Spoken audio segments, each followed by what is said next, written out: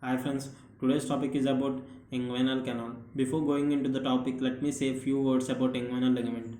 The inguinal ligament is going to extend from anterior superior iliac spine laterally to pubic tubercle medially. It is formed by external oblique aponeurosis. So let's get into the topic. This topic can be dealt under six subheading, that is, what is inguinal canal, where is inguinal canal situated, what is the structure of inguinal canal, what are the contents that is passing through the inguinal canal, what is Hasselbalch's triangle, and what are the clinical correlations, that is the inguinal hernias. So friends, let's say this topic. What is inguinal canal? If you are going to see this inguinal canal, it is like a oblique one. So it is defined as it is an oblique passageway present in the lower part of anterior abdominal wall. It acts as a communication between intra-abdominal organs and a scrotum in males or labia majora in females. So friends, the first question is completed. That is, what is inguinal canal? The inguinal canal is an oblique passageway that is situated in the anterior abdominal wall, lower part of anterior abdominal wall, which acts as a passageway between intra-abdominal contents and the scrotum in males or labia majora in females. The second question, where is inguinal canal situated? The inguinal canal is situated, if you are going to see, it is situated above the medial part of inguinal ligament, 1 inch above it, and it is 4 centimeters in length. So the second question is completed. Where is inguinal canal situated? It is situated 1 inch above the medial part of inguinal ligament, that is 4 centimeters in length. The next question is, what are the structure of inguinal canal? The structure of inguinal canal simply can be understood by a box. This is a box which is having anterior wall, a roof, a posterior wall, and a floor. This anterior wall, if you are going to see, it is completely filled with the orange color, which indicates the external oblique aponeurosis. And it is laterally formed with a yellow color, which indicates the conjoint tendon. This conjoint tendon is formed by fascia transversalis and internal oblique muscles. This conjoint tendon is going to arc over and form the roof. Now it is going to attach to the posterior wall medially. So friends, let's once again see the anterior wall. The anterior wall consists of totally external oblique muscle, aponeurosis, and it is laterally reinforced by, reinforcement means it is giving strength laterally by conjoint tendon. This conjoint tendon is formed by transverse abdominalis muscle and internal oblique muscle tendon. Now this conjoint tendon is going to pass medially and upward, and it is going to form the roof of inguinal canal. Now this is going to pass into the medial part of posterior wall. Okay, and the anterior wall also contains a triangular like defect which is known as a superficial inguinal ring. And now we are going to see the roof it is formed by conjoint tendon. I have already said that. Now we are going to see the posterior wall. The posterior wall, if you are going to see, it is containing a vowel defect which is known as deep inguinal ring, and it is completely red in color, which indicates the fascia transversalis, and this is medially reinforced by conjoint tendon. If you are going to see, the posterior abdominal wall consists a triangle which is known as a Hasselbalch's triangle. This Hasselbalch's triangle acts as a passageway for direct inguinal hernia.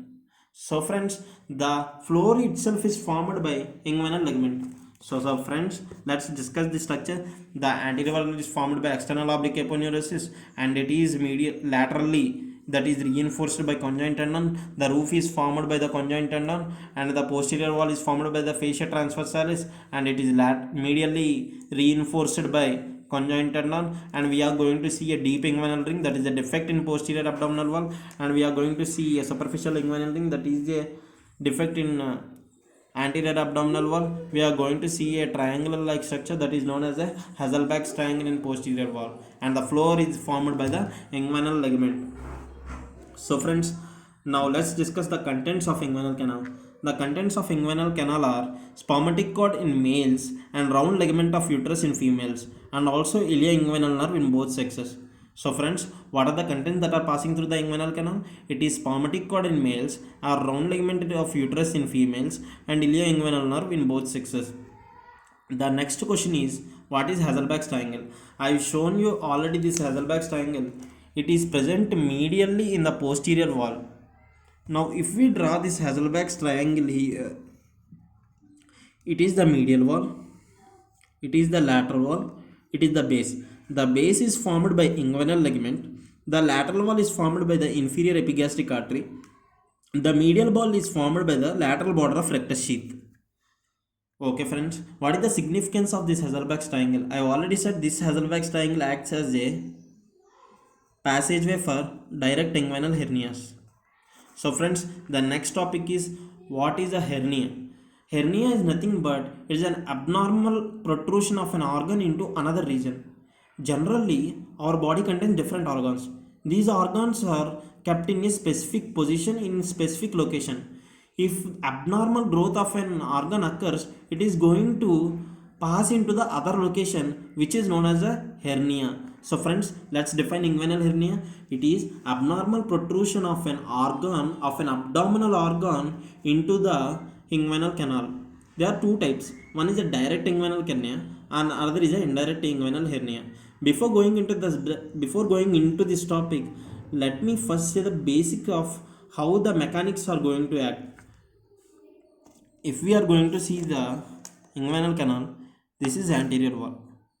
Very clearly, this is anterior wall. This anterior wall is laterally strong because it is made of conjoint tendon reinforcement. And this is posterior wall. In this posterior wall, you could see it is strong medially because it is reinforced by conjoint tendon. And this posterior wall is weak laterally because it is having a oval-like defect, which is deep inguinal ring. And this anterior wall is weak medially, which is superficial inguinal ring. So friends, let's say the anterior wall is strong laterally but weak medially, but the posterior wall is strong medially, weak laterally.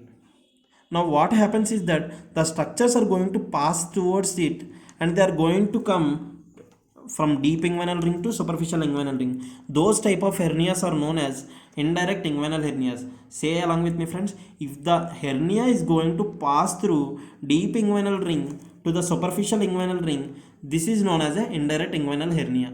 The direct inguinal hernia is that it is directly coming from this Hasselbalch's triangle into the superficial inguinal ring.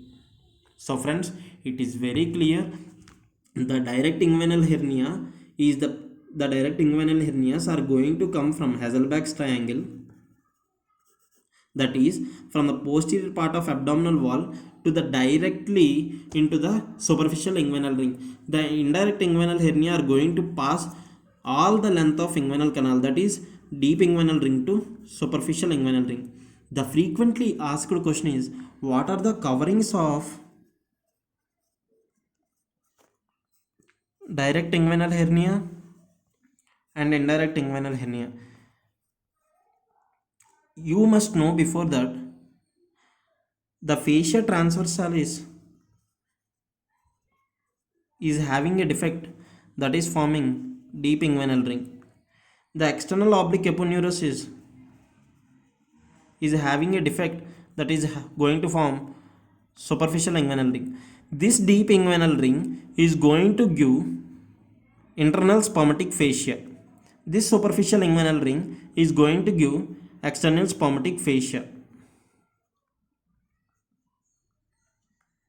So friends, I've already said in indirect hernia, the hernia is going to come from deep inguinal ring to superficial inguinal ring. So the coverings should be started with skin. Now it is coming to deep inguinal ring, which is going to give internal spermatic fascia. The middle, it is consisting of roof, which is a conjoint tendon that is formed by internal abdominalis muscle, which is going to modify as cremastic muscle. So it is cremastic muscle and fascia. And it is now coming into the, that is deep inguinal ring. After it is a superficial inguinal ring, which is going to give external spermatic fascia.